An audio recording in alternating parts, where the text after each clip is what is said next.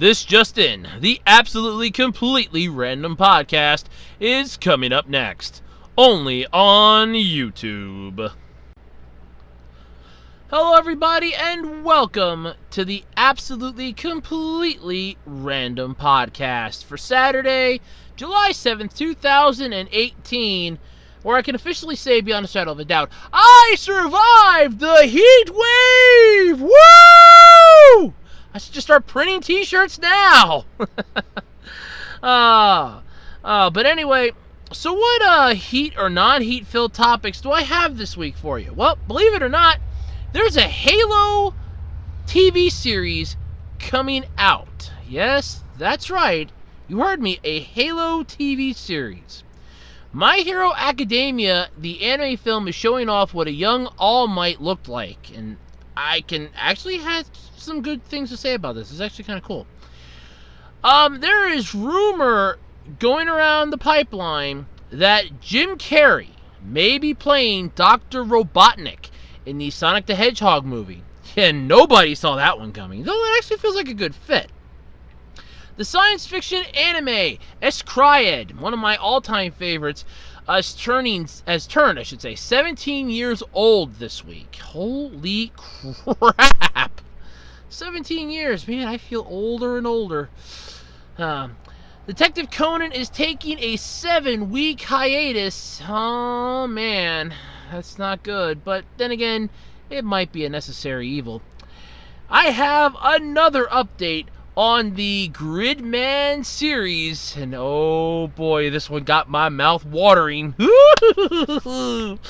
Seriously, I was like giddy when I read it earlier today. And there is a live-action Gundam movie in the works at Legendary. Oh boy, can we have more live-action anime series.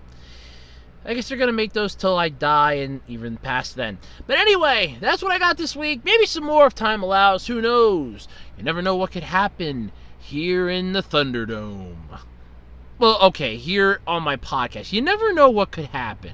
I mean, I could end up getting a visit from a future me. I could end up cracking the space-time continuum. I could end up discovering the lost city of Atlantis. Okay, I doubt any of that's actually going to happen, but I'm here to have fun anyway, and that's all that counts. But anyway, if you've been here before, you know the song and dance, but if you haven't and you're new to the podcast, besides me saying welcome, by the way, check out my eBay page, because, hey, the podcast does not pay for itself, and I need to have the lights going somehow. Even with my part-time job, I still need the lights to stay on, otherwise I can't record and I can't make cool videos. So check out my eBay page, ARHOADS-2012 on eBay. I have a wide variety of strange and unusual things. Some good, some bad, some weird, some unique. Mostly anything I can find that I think is sellable on eBay. Otherwise, I'll pop it up on Craigslist. Check it out, let me know what you think. I mean, besides, you might find something there that even you're interested in. So don't forget, that's ARHOADS-2012 on eBay. All lowercase, by the way. You can also follow me on Twitter at OtakuRhodes. That's at OTAKURHOADS. No space in the middle. And you can also check me out on the official Web Designer 18 Facebook page. That's right, I have a Facebook page for my YouTube channel. How the times here are changing. Alright, so let's start this week off, and like last week, I just want to say that if anybody hears the humming of my fan, it's still on because it's not as bad as it was last week, but it's still 88 degrees, so it's warm but uncomfortable for me. Also, if you hear the sounds of fireworks going off in the distance, some of the area people around where I live are still celebrating the 4th of July 3 days later, so there is that. I do have my sound blocking device connected to the microphone and facing my fan to try to block most of that sound, but just wanted to give the heads up on that just in case. So, how was my week? It was hot. And I don't mean like Paris Hilton using and killing that catchphrase. I mean, it was hot because we had a heat wave. It started last Friday. Temperatures never really dropped below 90. I think the lowest we hit was like 95 or 92. it was oppressive, to say the least. It was miserable. Sunday, Monday, and Tuesday, we were in a heat advisory. Tuesday night and the Wednesday was about the worst for me because my room hit 100 degrees. I actually have a picture. If I get a chance to get it off my phone and get it up, I will have it up on here. If not, it's 100 degrees. I mean, I actually might try to get that off. It's on my phone. It's not that difficult to get off for me. But anyway, it was 100 degrees in my room on Tuesday night and a Wednesday morning. I had to get up Wednesday for work. So needless to say, I didn't get much sleep. I was doing my best to keep my cool and not like have the, okay, I'm really tired, I'm really grouchy type of mood at work. But we were all suffering from the heat because my supervisor said that if any of us start feeling faint, we're supposed to let them know, because then we were going to be getting a little break, because that way they don't have to worry about calling an ambulance for any of us, which was really nice. That really was, because it was miserable in there. And it was miserable outside. It was just miserable all over. It was too damn hot. So there was that. Otherwise, I've been doing some fun all week. I was playing Puzzles and Dragons for a good chunk of the week because they were currently having a ranking dungeon, which, if I'm correct in the time, should be done tomorrow, which would be Sunday, if I'm right on the time. Because it said it had a day to go yet, so I'm assuming it should be done tomorrow. It was really fun. I tried getting a really decent score, and somehow, and I don't know how I managed to get as high as I did, I got 2 rungs up from the bottom, almost to 3. I was kind of a little pissed that I couldn't get enough points to get that. I don't even know how I managed to get the score that I got. So there was that. But mostly with the heat, I just didn't feel like doing much of anything. I wanted to do some recordings on Tuesday, but at 100 degrees, it was mostly check my email, check and see a couple things, and call it a night, because it was miserable.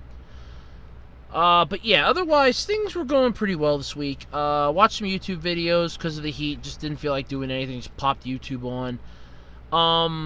Played some Contest of Champions, played some Digimon Links, got my freebies in SAO, and that's pretty much it. Read my 2 favorite comic series that I follow on. I shouldn't really say watch, or comics. Read my 2 favorite comic series that I read every week on Webtoons, which would be Super Secret and Let's Play. I have some more, but I actually just have to sit down and read them, and as much fun as that is, it's sort of one of those, when I feel like doing it sort of things to catch up on the rest of them. But that's a really cool thing. I might do a review on Webtoons. I kind of like that app. But otherwise, that's been my week. It's been miserable. It's been hot. It's been oppressive. And not in a good way. But yeah. So, that's pretty much it. So, now we got that all taken care of. Let's jump into the podcast. You know how my week went. I'd like to know how yours went. Let me know in the comment section below. How was your week? And without any further ado, let's get into the podcast. Already in progress. Okay, so anybody that was a fan of Halo, back when that video game series was basically kicking ass and taking names, which was a very short time, at least my recollection. I remember my classmate, when I went to tech school, him and this other kid were talking about the second Halo game. They're like, oh my god, yeah, it was so good. We beat it in like a few hours. And I was just kind of laughing. I'm thinking to myself, that's sort of a crappy game. Then years later, I found one for the PlayStation 2. Not a Halo game, but a game that I beat in one sitting, or one weekend, I should say. It really pissed me off. But anyway, if you're a fan of the Halo series, you're in for some really great news, so long as you like Showtime. Because Showtime has announced that they will be creating a TV series based on the Halo video games. And it's going to be their most ambitious show ever. Yeah. So Showtime picked up the series after years of the concept being in development. Its CEO is going to be David Nevins. Says that it's Showtime's most ambitious series ever. Yeah, Rupert Wyatt, who directed Rise of the Planet of the Apes. Oh, of course, you gotta have the Planet of the Apes movie guy doing this one. Will direct multiple episodes. Oh, goody. Set to begin production next year, but after years in development limbo... Oh, you mean development hell. After years of being in development hell, I guess, Showtime's finally making this, and it's really good to see something like this come out. Now, we had... there was a Halo anime CGI sort of hybrid thing. I actually own it. I've owned 2 of them. I bought one, sold it, then I bought another one. And it's actually really cool. It's really nice. It basically tells the entire story of Halo, at least the first 2 episodes. Then it's basically individual stories. It can either be anime form, cartoon form, but mostly anime form, CGI, or a combination. It's really good, really well done. I highly recommend if you get a chance. It's called Halo Legends. Check it out if you get a chance. I know you can probably pull it up on YouTube, but if not, it is not that expensive to my best of my knowledge. Last time I checked on like eBay and Amazon. It's actually kind of worth it. But they announced on Thursday that they ordered a 10-episode first season of this show. Kyle Killeen as its showrunner and executive producer. Killeen created the short-lived 2012 NBC drama Awake. Never heard of it. Which starred Jason Isaacs, Rupert White. As I said, the Rise of the Planet of the Apes guy is set to direct multiple episodes, along with serving as an executive producer. The series, set in the future, will follow the conflict between the human race and an alien threat called the Covenant. Oh, goody. Well, at least they managed to actually get this. And that's the thing that I kind of find interesting with this. They actually have something to work with, so it's honestly not going to be that difficult to create something that could possibly be good. Because you literally have everything in front of you as to what this is. This isn't like we're just going to have to make something up from scratch. No, you literally have the synopsis from the games, the lore from the games, the history from the games. Everything the games had is at your disposal for this. It's actually not too bad. Halo is Microsoft's biggest video game franchise. It was first released back in 2001. Microsoft announced a new game, Halo Infinite, 2 weeks ago at E3. In the years since Halo gained popularity, there have been a few false starts on Halo films, including projects with Peter Jackson and Steven Spielberg. Yeah, Spielberg's production company, Amblin Television, will produce the series along with Showtime and Microsoft/343 Industries. For those of you who know what that means, you can just start laughing now. The Hollywood Reporter, though, said that this is going to be starting early 2019. So, it's not a bad thing. I'm kind of interested myself a little bit in this. I at least want to see a trailer. That's all I'm really interested in. I want to see a trailer. If the trailer doesn't thrill me, then I'm not going to really be involved in wanting to watch anymore. But in all honesty, if the trailer seems good, I might want to catch some episodes, El Frio, or hit up one of my friends. Hey, you got Showtime. Hey, you got DVR on that thing. Hey, can I come over and spend an afternoon with you? We can binge watch some Halo. Hello? Hello? Ah, son of a bitch hung up. Which would probably be what would happen. But anyway, no, seriously though, it actually does sound like it's a pretty interesting series. And like I said, they actually have a lot to go off of with this, because you have all the games you can pull off of. Not to mention, you can even pull some from that Halo Legends movie / thing that came out. That right there can give you some decent, if not a tremendous amount of filler to use for episodes. Or you can have it be from a point of view, multi-episodic. It could be something like, we're going to target this group this time around, this group this time around. You could make it something like Falling Skies was with TNT. The possibilities for this, honestly, are endless for what they could do and what they can't do. And like I said, it actually gives you a lot to not be upset about, because there's a wide variety of, okay, we could do this, oh, we could do that, oh, we could do this too, but we're not sure whether we want to do that or not. But yeah, there's a whole amount of things that they can do, which is a good thing. So, yeah. But either way, like I said, this is something that kind of has me interested.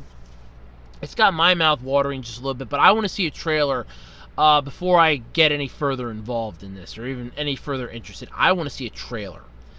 At least give the fans something to tease them with, something to whet their appetite. I mean, it's not exactly a foregone, oh, yeah, you know, this and that. I at least want to see something that's going to have me, you know, it's going to whet my appetite, so to speak, for this. I mean, don't half-ass it like Reboot the Guardian Code was for something that already exists, and hey, we're going to be doing this.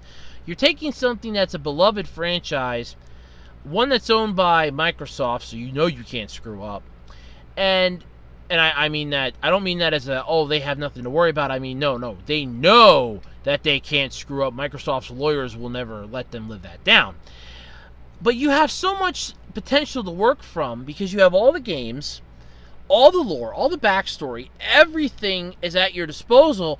You could literally just throw darts at different sections of papers, hang them on the wall, chuck darts at them, and there's an episode. Plot-wise and everything. I mean, you could have an entire episode detailing how the Covenant was created if you want, and start that off, and then, or have that be like a thing later on, like, yeah, this person, you know, was captured by the Covenant and something, and, oh, this is how the Covenant was created. Or you have somebody that may have found this super secret armor, and they decided, hey, I'm going to try to use this to take down the Covenant, only to realize that it's a fruitless endeavor because the armor's almost out of power and their only escape route's gone. So it's like, yeah, I'm just going to sacrifice myself, you know, remember me, and kind of have him be like a memorable character, stuff like that. Or you could do, because my coworkers were talking about Luke Cage earlier this week, you could just Luke Cage this, I guess I could say, and just make it true to the games and be done with it. The choice is really up to you. I mean, you have so much potential and so much to work with on this. It's actually going to be interesting to see what they choose from the smorgasbord of menu options here. I mean, this is literally an all-you-can-eat buffet of unique ideas that they could bring to this table, and it's just going to be interesting to see what they pick. And yes, I know I'm coming up with a tremendous amount of analogies here. I just realized it. I'm coming up with like a whole bunch of analogies and I didn't even realize it. But yeah, so that's something to look forward to. Whether or not it's going to be good or not, I don't know. That's one that we have to wait. I want to see a trailer before I make any final judgments. Because if I see a trailer and the trailer sucks, that pretty much sets the tone as far as I'm concerned. Because if the trailer sucks, there's really no hope for me to want to see it if the trailer can't suck me into it. So, yeah, there is that. Okay, if you grew up in the 90s and hell, even late into the 80s, and you were a massive fan of Sega, this name should definitely come to mind. Sonic the Hedgehog. You should instantly know who I'm talking about. The little blue hedgehog that spins around to a massive ball, turns yellow if he has all the Chaos Gems, basically goes Super Saiyan. Wonderful, wonderful series. I like Sonic X. I'm sorry, I liked it. It was good. Sue me. I thought it was great. But anyway, there's a live-action Sonic the Hedgehog movie coming out. Now, I've talked about this half a dozen times. From who's going to be playing or one of the main actors in it, or at least one of the main voices, I think, to half a dozen other things. Oh, no, okay. It was starring... Okay, the film's going to also star James Marsden, from Westworld in an unspecified role, so we don't know what he's playing yet. But anyway, there is now rumors speculating around the net, because we all know how great the internet is for spreading rumors faster than wildfires. And I'm serious on that, because you could easily put something up on Twitter and go, hey, so-and-so to play this in new movie or TV series, and people will instantly jump on it. Regardless if it's true or not till they find out, they will jump on it. It's just like the fake deaths on Facebook. I remember I fell for the Wayne Knight one. I was really hurt by that. I'm like, oh God, this is horrible. No. And then he tweets out and puts out a thing on Twitter. No, I'm still alive. What the hell? I'm like, oh, okay, yeah, no, he's still good. So you have all that. But otherwise, it's an interesting concept. But for this rumor that's been going around, I want to say this. I'm taking it with a grain of salt until I have complete 100% confirmation. I'm taking it with a grain of salt. But it is rumored that Jim Carrey, that's right, Jim Carrey, the man himself, may be playing Dr. Robotnik in Sonic the Hedgehog in this new live-action movie. So, I didn't see it coming. I'm going to say that I could not have seen this coming. Though, in all honesty, it would fit. So, he's reportedly in talks to play Dr. Robotnik, Sonic's arch-enemy, in the live-action Sonic the Hedgehog film. The comedian, actor, and existentialist, basically, he's really hilarious. And I could see him playing Robotnik, mostly for the fact that Robotnik is sort of a comic type of villain. He has plans to take over the world. He has ideas, and each and every single one of them bomb big time. And you figure, okay, well, how's he going to look the part? Oh, simple, just get him a fat suit. Problem solved. Put him in one of those, make it nice and round, make him look like the egg that Robotnik is, and no problem. Honestly, that's the entire thing. But either way, because originally Robotnik was called Eggman, so for those of you out there that didn't know why he kind of looks like an egg, that's why. Yeah. But anyway, it's just still kind of interesting. He is, of course, the main villain of the Sonic franchise, known as Dr. Eggman in the Japanese version. He has also appeared in the many Sonic animated series, comics, and so on over the years. He was in Sonic X, he was in Sonic... almost every single Sonic game he was in. I don't think there was one where he wasn't in, because he's like the main staple of the Sonic universe. You can't have Sonic without having Dr. Eggman. Or Dr. Robotnik, however you want to call it, whatever you want to call him. You can't have a Sonic game without having him in it somewhere. I mostly like a lot of the dorkly stuff that he's in now, with the whole Sonic the Hedgehog crew, and it's like, oh yeah, they're taking on Dr. Robotnik, and it's like, huh, neat. He just sounds really cool for his character. And I can picture Jim Carrey playing the role of Dr. Robotnik. Now, whether or not he's going to get it, nobody's going to know that yet.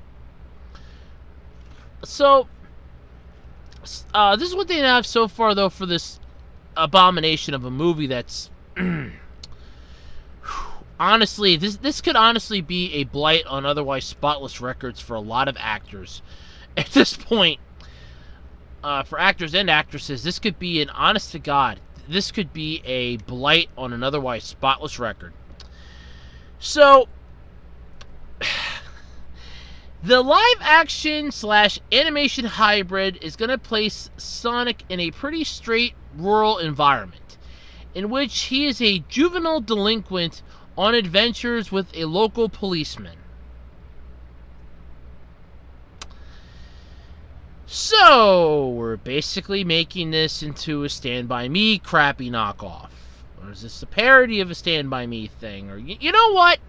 I don't even know what to call this. It's good. It's shaping up to be something. I will agree with that. But the thing is it shaping up to be something good, or is it shaping up to be a steaming pile of garbage? Let's face it. The entirety of Sonic the Hedgehog is something that will always stand the test of time. There have been some horrible Sonic games. There have been some horrible Sonic television series. There have been some horrible Sonic the Hedgehog things, period. Do we really want to take Sonic to a live-action CGI hybrid? I mean, we've already had a video game where he's basically falling in love with a human princess. Yeah, might as well. Let's take him to the next level and really just, dig that screwdriver in deep. I mean, seriously, what worse could happen? But, yeah, I want to say good that they're looking for cast members and that, yet so far we have one possible with Jim Carrey to possibly play Robotnik. Honestly, though, I think this is one that they should honestly just stick in cold storage for the next 20 years and let somebody else deal with it down the road. Because this has a waste of money, giant bomb of a plot hole, giant bomb of a theater debut written all over it. Because, honestly, I don't see the whole Sonic being a cartoon or an animation CGI hybrid sort of crapple. I don't see that panning out all that well. Now, it's worked out well for other movies, I will give it that. But this is not one of those that I would expect it to work out well with. But, yeah, it could be worse. But anyway, there is that.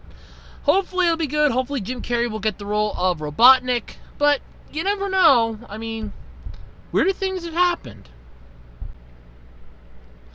Alright. So, who out there has been following My Hero Academia?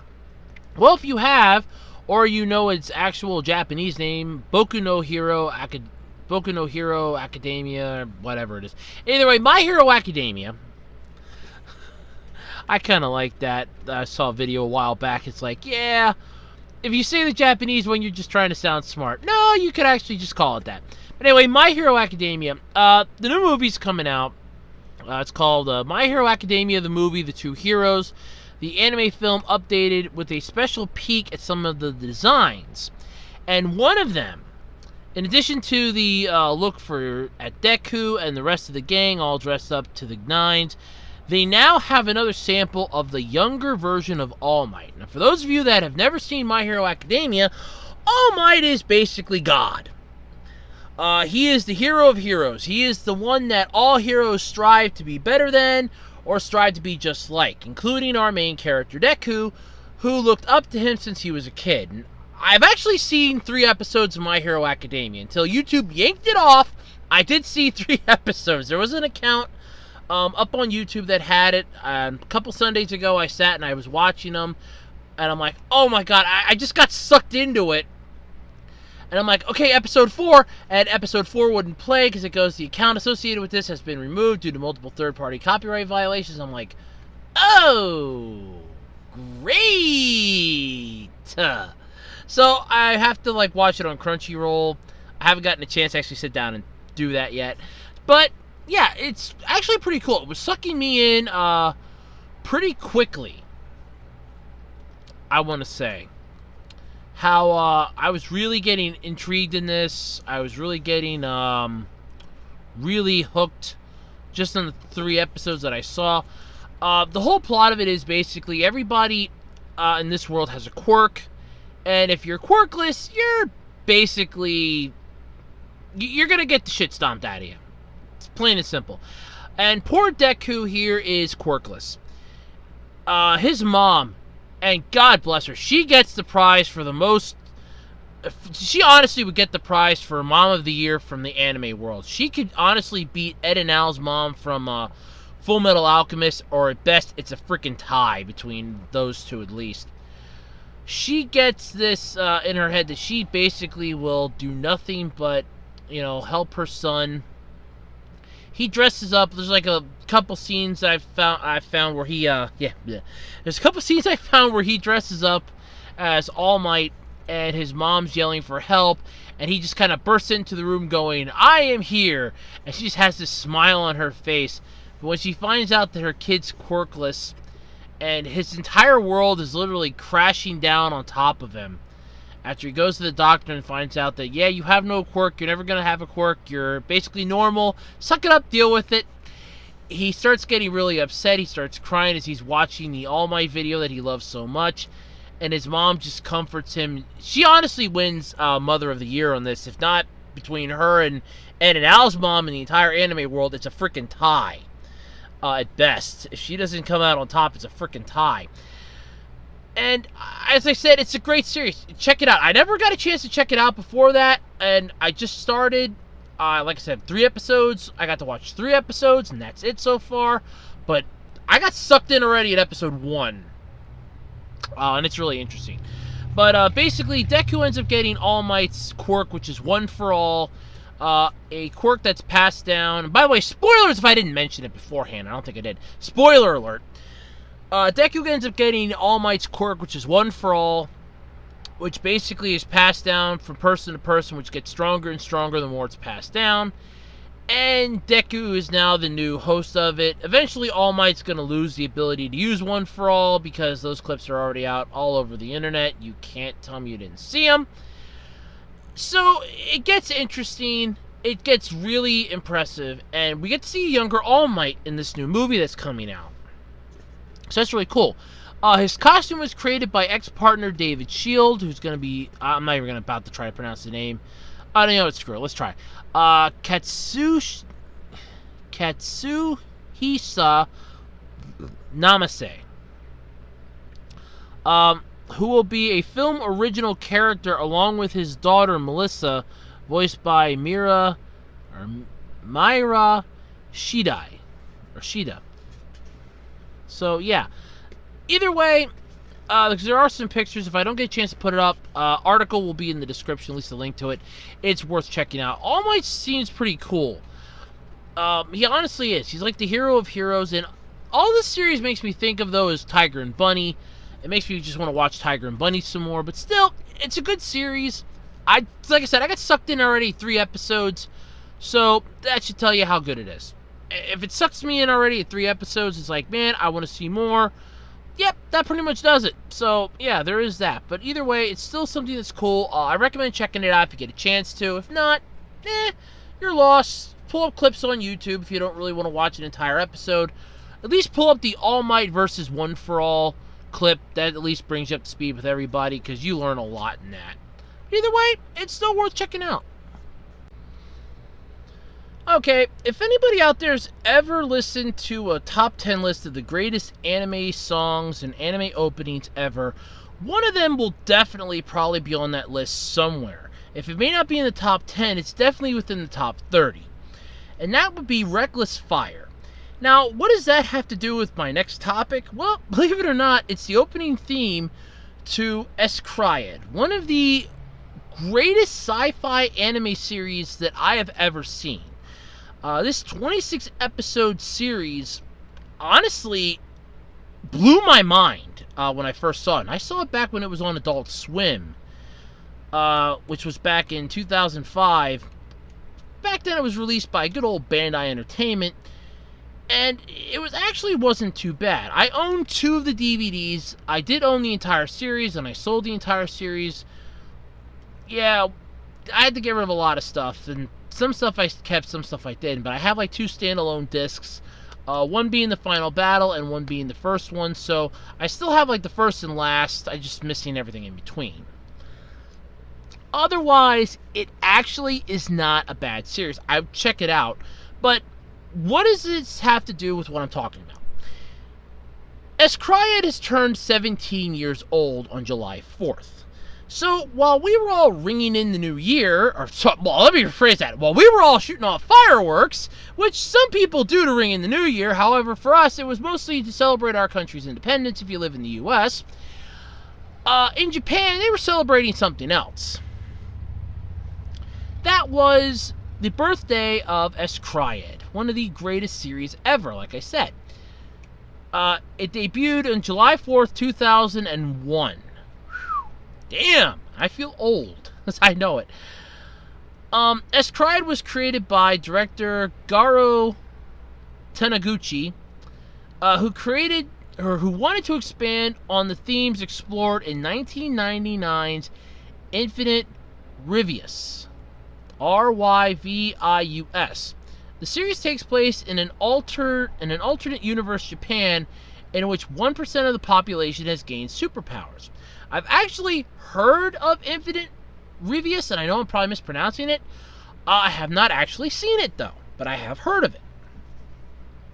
Like I said, the series ran for a whole 26 episodes, followed up by a manga, light novel, and 2 feature films. Ooh, 2 feature films. Something for me to look up now, because I did not know that. I know it had the light novel, I know it had the manga, and I saw all 26 episodes. 2 feature films. Huh. I'll have to check my good friend Wikipedia here. Give me a moment while I pull up my... Where's my mouse? Where the hell is my mouse? Okay, there. Okay. While my good friend Wikipedia pulls up, Let's go back into the thing here. So, basically, this was released back in 2005 by Bandai here in the U.S. It ran on Adult Swim. 26 episodes. Honest to God. Really good. Worth checking out. I'm serious about that. Highly worth the time and effort. But they describe the series as follows that they put down on Volume 1. The aftermath of a mysterious environmental catastrophe has left the land in complete desolation. While mankind has been... Excuse me 1 second. Something pop up. Stupid thing. Okay, while mankind has been able to rebuild the city, the catastrophe has caused some humans to undergo genetic mutations, granting them special powers and abilities. These genetic enhanced humans are known as alters. Kazuma has spent his entire life in the wastelands, relying on his special powers to survive. But when a secret organization called Holy threatens to take away his freedom, he will be left with a choice to join or die. His fight to seek the truth behind the Holy will rage and consume humanity and alter alike.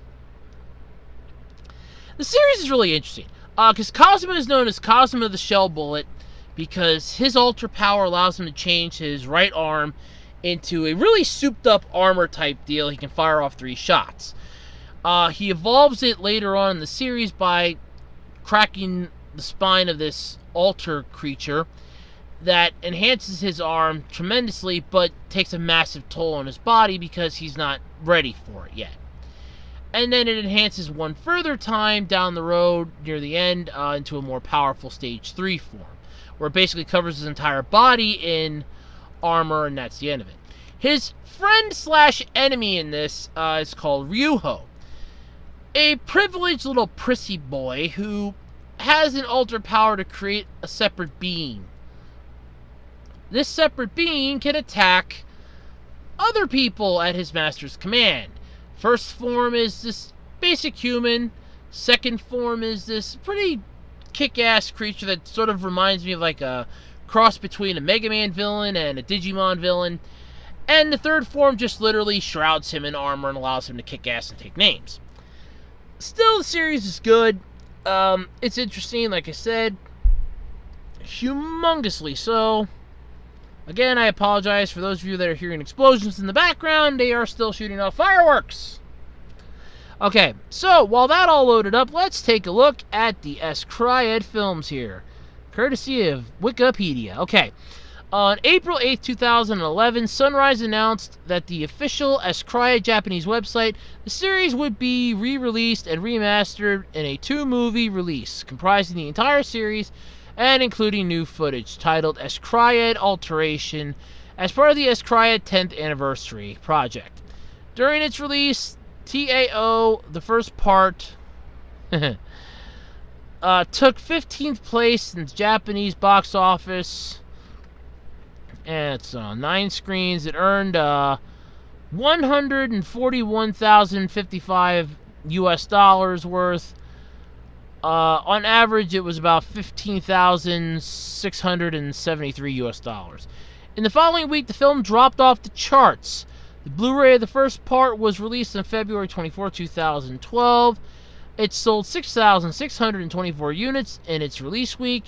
It has sold 7,726 units by the end of its second week. The second part, QUAN, was released on March 10, 2011. Its Blu-ray volume was released on July 27th.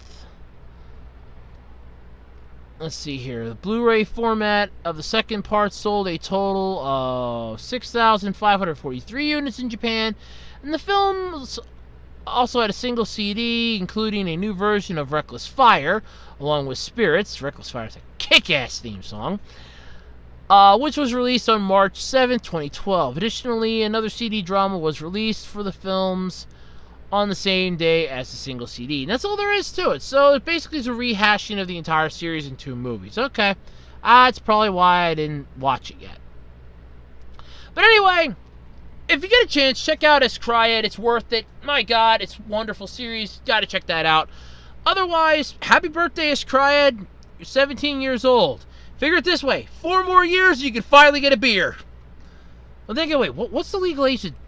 Damn, what's the legal age to drink in Japan? You know what? Screw it. I'll go by the U.S. date. You're 4 years away from being able to drink a beer here in the States. 4 more years. Well, going from one anime series that I love to a manga series that was turned into an anime series that I love that I really wish Funimation wouldn't have dropped the ball on. That would be the Detective Conan manga series, which over here in the U.S. is known as Case Closed. One of my favorite Funimation series, yet sadly will never get a conclusion because Funimation, you should be watching. Hopefully you are. This isn't a rant video, but I could do a rant video on this. So Gosho Oyama's long-running Detective Conan manga is about to take a fairly lengthy break, but it's nothing to worry about. The 32nd issue of Shogukaku Kukan's Weekly Shonen Jump Sunday magazine, or Weekly Shonen Sunday magazine, I should say, announced that a 7-week hiatus will begin with the next issue and that Oyama will spend the time conducting research. Ooh, research! Interesting. Detective Conan will return in the 40th issue of Sunday. In the meantime, though, Takahiro Arai's Detective Conan Zero's Tea Time spin-off manga, which puts the spotlight on Toru Amuro, will run in its place. Weekly Shonen Sunday will continue publishing chapters of the spin-off whenever Detective Conan is on hiatus. What in the hell is that?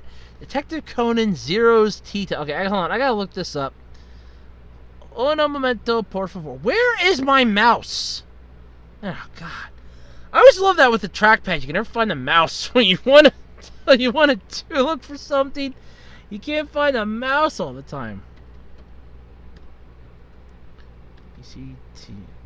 Detective Conan Zero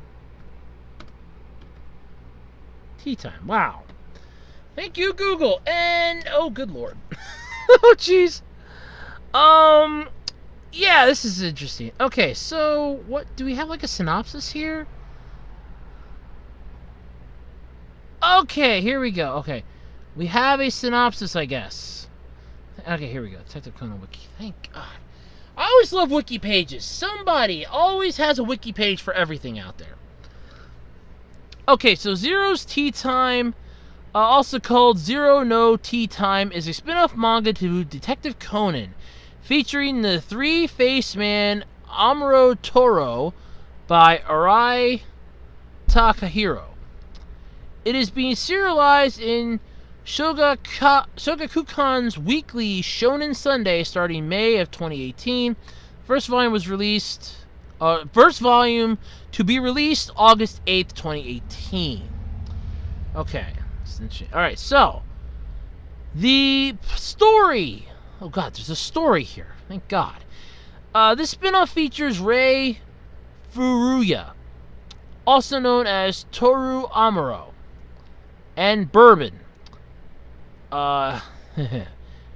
Daily Live. Yeah. Daily Live, okay.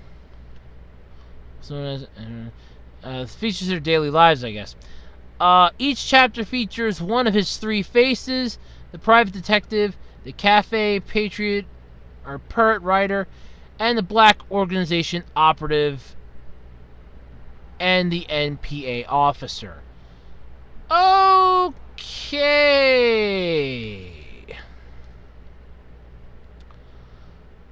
So, please come back quickly, Detective Conan. I don't think that's gonna go too well. Alrighty. I was not aware of what that was. Now I am, and I wish I could forget it. I really, really do. But anyway, yeah, so manga series going on hiatus isn't exactly an entirely new thing. It does happen. There is things that happen like this. Bad things do happen. Other things happen. I mean, this could be worse. It could be like, oh, we're taking a hiatus because, you know, we have to. No, they're taking a hiatus to do some research, which means that it's going to get better. I'm hoping. It can't really get worse. I mean, the series is good.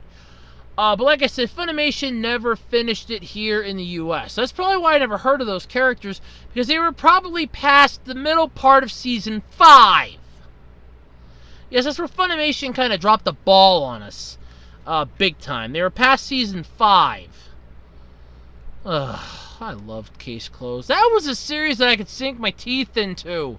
It was always fun trying to figure out if I was smarter than Detective Richard Moore. Good things always go first, don't they? Oh, well. But anyway, like I said, hopefully it'll come back soon and not spend too long on hiatus, but 7 weeks, it's at least a good almost 2 months. So, whatever research you're doing, it better be really good, because the fans are going to want some decent comeback from this. Whew. Man. Alright.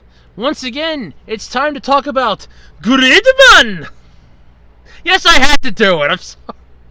Alright, so, SSSS.Gridman. It's 4 S's and it's kind of hard unless you move your fingers to count. They've revealed their second promotional video, a new character, and more staff. And oh boy, the video that you could see of this, oh god. Woo! Whoa, baby, was this good. Wow. Never in my life have I ever drooled over a trailer as extensively as I have this one. But oh man! Woo! I want now!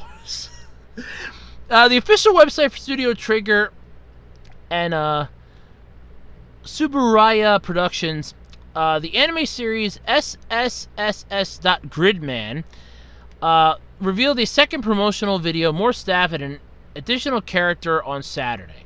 So, Tetsu Inada is voicing the new character, Alexis Kerb, K-E-R-I-B. Shingito Koyama designed the character. Shiro Sagasu, Shin Godzilla Evangelion, is composing the show's music with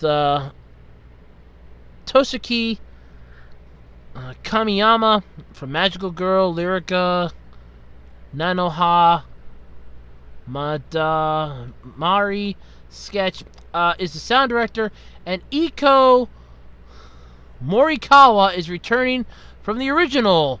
That's right, the original Denko Chojin Gridman live action show to handle the sound effects. Woo! Yes!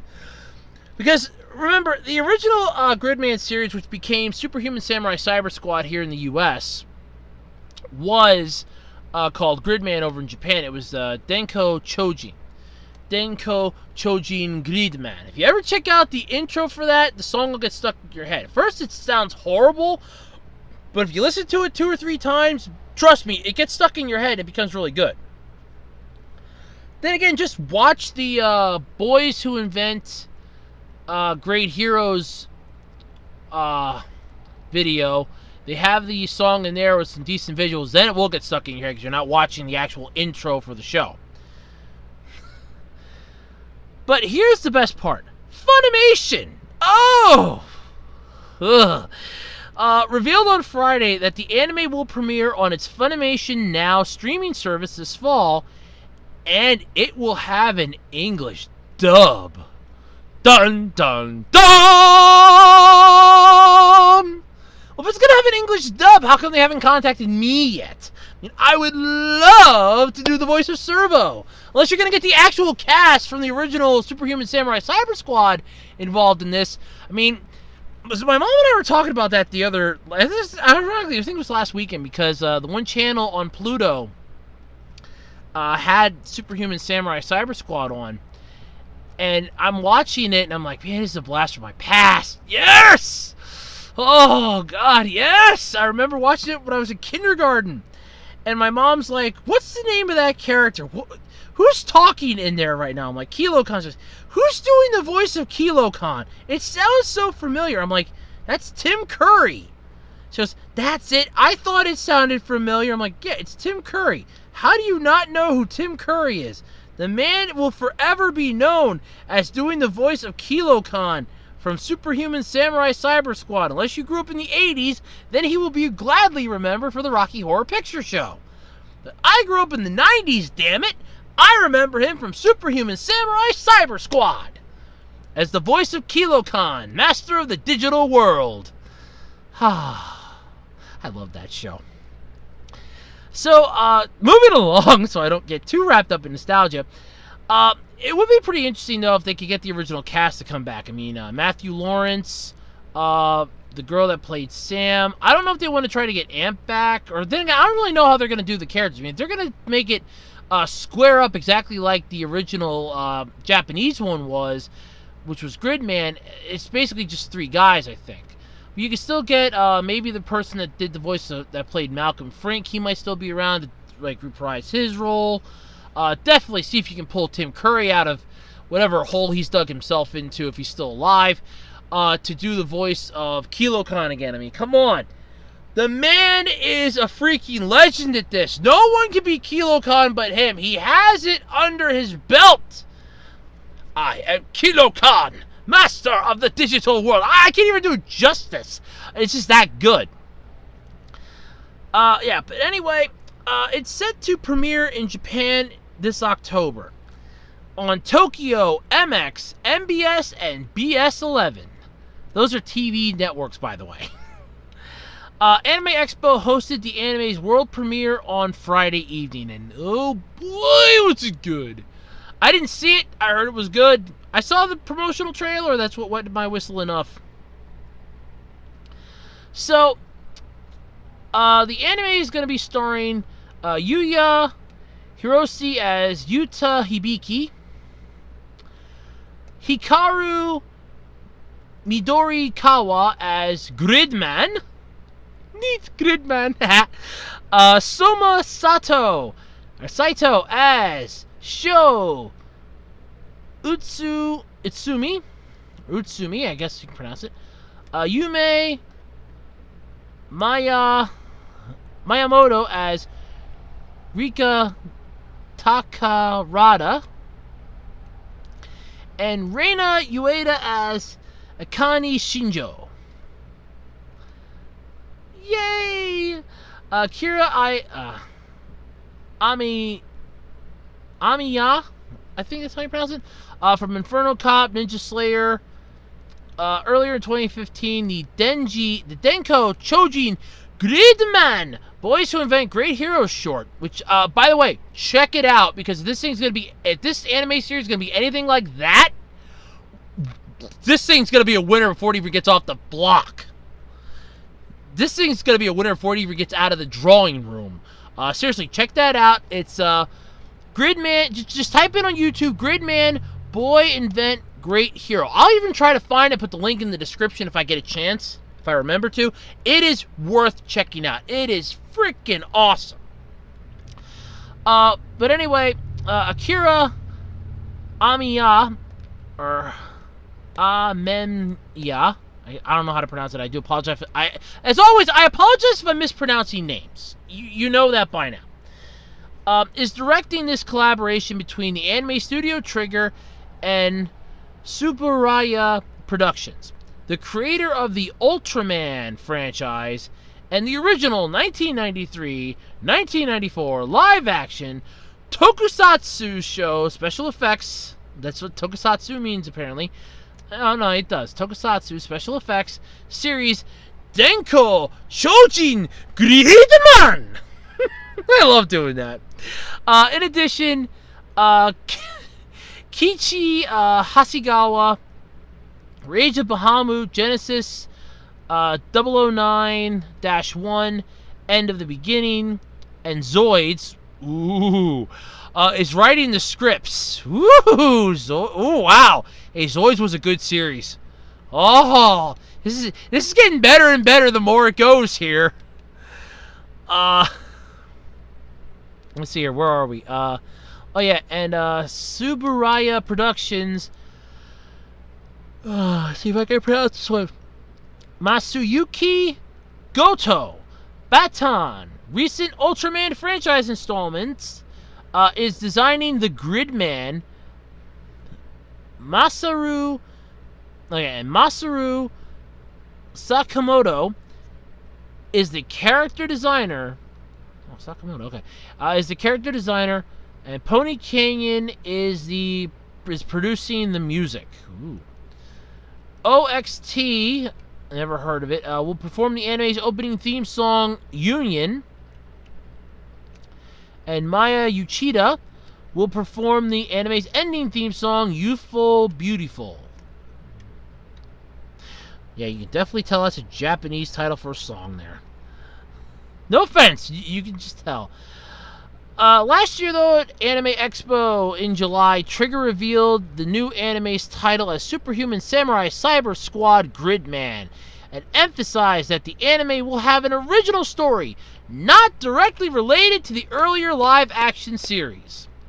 The original live-action series, Denko Chojin Gridman, debuted back in 1993 after 12 years after Subaraya Productions' last major live-action tokusatsu television series, Ultraman. Which, in all honesty, my favorite Ultraman to this day is still Ultraman Tiga. I have seen some of the other Ultraman series. The original sucks ass so badly. It's like B-grade Godzilla bad. But Tiga was pretty good, and I have seen episodes of the one where, I think it was like the anniversary one. It wasn't too bad. The story is set in the computer world, where war is waging in computers. 3 middle school boys support the hero, Gridman, in his battles through their personal computers. So, let's just do it together, folks. Say it with me now. Ready? Access Flash! I can't wait for this to come out. Am I drooling? Does it see if I'm drooling? Because I can't wait for this to come out. I just can't wait. Is it here yet? Well, what's one of the things that I have a huge beef with? Besides Cartoon Network and Nickelodeon, apparently. I have a beef with live-action adaptations from anime projects and anime series. And there's another live-action Gundam movie in the works at Legendary. Oh, goody. Live-action adaptations, in my opinion, do not work very well for any reason. Now, there are a few that are exceptions to this rule. Rurouni Kenshin is one of them, because it's literally a samurai flick. And samurai flicks are one of the greatest things you can make. You can't screw up a samurai flick. You just make it look cool, and nobody's going to care. But every time I hear live-action adaptation, live-action movie based on an anime series, I instantly think of Dragon Ball Evolution, Attack on Titan, just to name a few. But the fact that we already had a Gundam-esque live-action series, or live-action movie, which tanked and sucked, by the way, G-Savior, if you ever get a chance to look that up, it's not even worth your time, really. It sucks. I actually was talked out of buying it, and then I found the trailer, and I'm really glad they talked me out of buying it. Well, anyway, Sunrise's Anime Expo 2018 panel had a huge surprise in store for attendees. I'm guessing the middle finger and lubed up screwdrivers were not available for this. The company revealed that it has teamed up with Legendary Pictures to provide a live-action Gundam movie. Ugh. Legendary producers were on hand, along with Sunrise president and CEO Yasuo Miyakawa, and Bandai Namco Holdings president and representative director Mitsuaki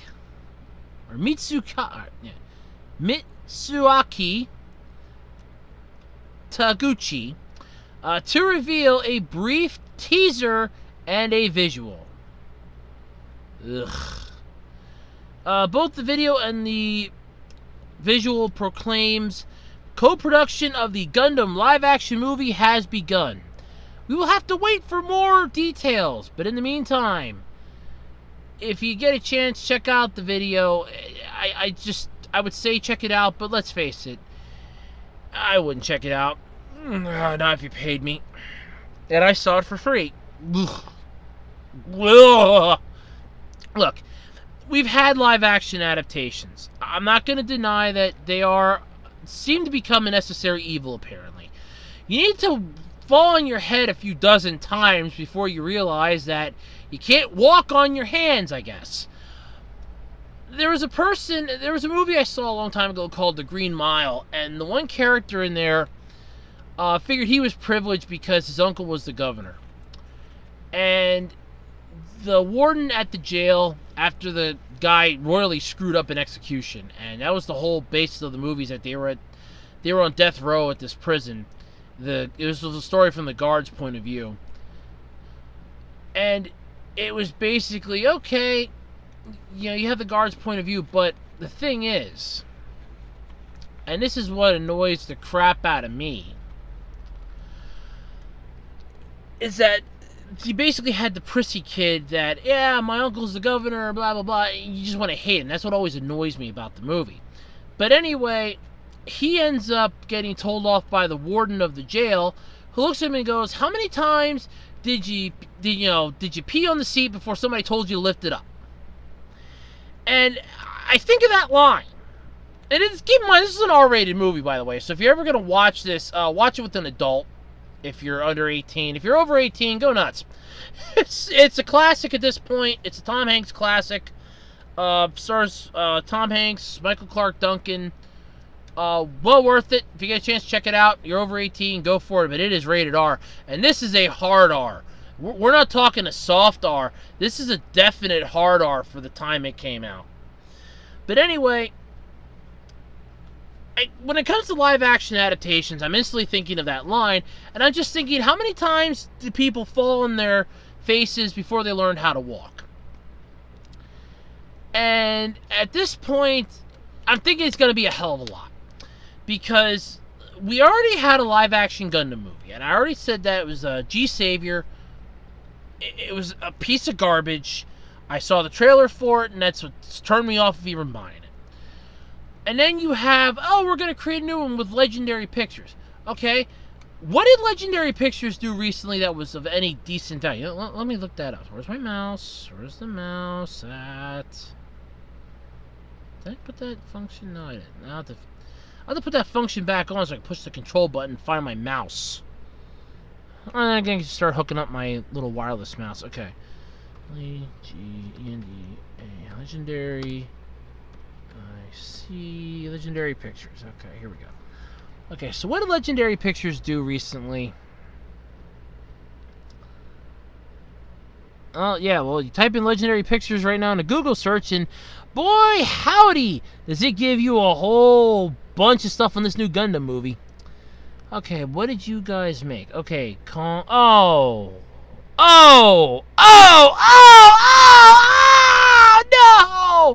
Oh, God, no, I remember. Oh, God, no. Okay. They did, I'm just going to pull up the movies that they did here. It hurts. Okay. We have Kong Skull Island, and I'm going from latest to past. So, Kong Skull Island in 2017. Warcraft in 2016. That 2014 abysmal Godzilla piece of garbage. Pacific Rim, which out of this list so far is the only decent movie you've done. Jurassic World, which we got to stop making. I agree with that thing. We got to stop watching and making Jurassic movies. Pacific Rim Uprising, which I have yet to see, but I want to so damn badly. The Great Wall, The Dark Knight, Man of Steel, Inception, The Dark Knight Rises, Interstellar, 300 Rise of an Empire, Crimson Peak, Batman Begins, 300, Seventh Son, The Hangover, Clash of Titans, Straight Outta Compton, Watchmen, Sucker Punch, Superman Returns, The Hangover Part 3, The Hangover Part 2, Mamma Mia, here we go again! John Wick, Dracula, Wrath of the Titans, Unbroken Skyscraper, Edge of Tomorrow, Jack the Giant Slayer, Black Cat, Trick or Treat, Spectra, As Above, So Below, The Town, The Thinning, 42, Magic Mike, Red, Ninja Assassin, Due Date, 10,000 BC, Jonah Hex, Where the Wild Things Are, The Ant Bully, Steve Jobs, We Are Marshall, and Godzilla, King of the Monsters. Well, that's it, folks. I have no faith in this Gundam movie. Even if it's even half as good as the Pacific Rim franchise is, and I have yet to see the second one, so I'm going off the first one for this, that's barely going to be enough to save them. You're taking a great series that has stood the test of time, has devoted fans, and you're honestly going to be running the risk of putting this up, and you people are the ones that are going to be helping to make this. You only robot movies you've even touched are the two Pacific Rim movies. Pacific Rim and the sequel, Pacific Rim Uprising. I did not see any other robot movies in this. So you have two mech flicks under your belt. And you have the balls to go, yeah, we're just going to up and make an entirely new movie, use the Gundam series. No. I see this bombing. I see this crapping out. I see this being a gigantic bombshell of a crater in the ground. This is going to be like your Warcraft movie. This thing is going to bomb. You're going to have to hope and pray for international sales to save this. Let's think about it. Okay, Pacific Rim Uprising did well. I have yet to see it, but I heard good things about it. Pacific Rim went beautifully at the box office.